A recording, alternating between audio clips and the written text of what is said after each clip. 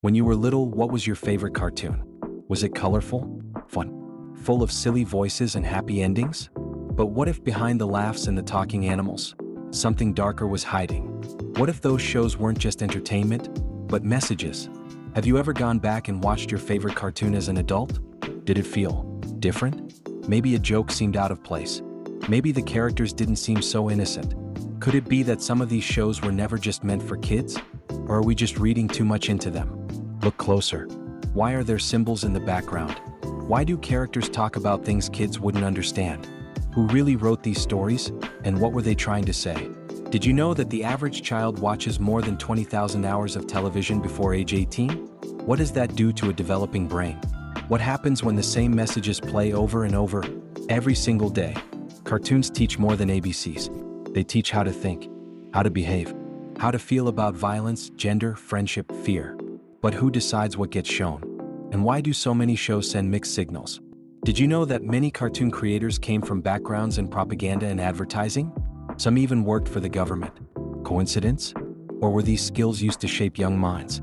During World War II, cartoons were openly used to send messages, to encourage war support, to mock enemies. But what about after the war? Did the messages really stop? Or just get hidden better? Let's talk about fan theories.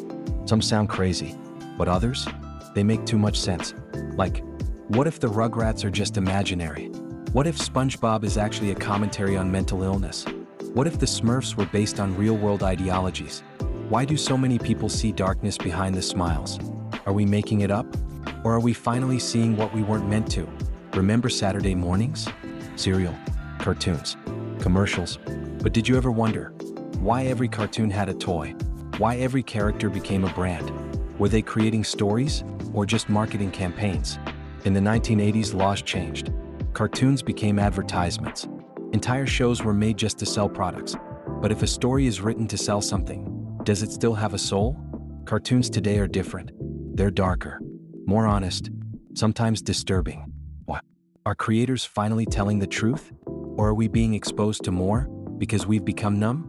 Look at the symbols, the secret codes, the double meanings. Are these just clever Easter eggs? Or something else entirely? Why do we love these shows so much even years later? Is it just nostalgia or something deeper? Why do they feel like comfort food for the brain? Do they remind us of innocence, or do they keep us trapped in it? What if the real power of cartoons isn't just in making us laugh, but in making sure we never stop watching, never stop consuming, never stop obeying what we were first shown? Does this mean you should never watch cartoons again? Of course not. But maybe you should watch with your eyes open. Ask more questions. Look for the messages. Decide what you believe, not just what you were shown.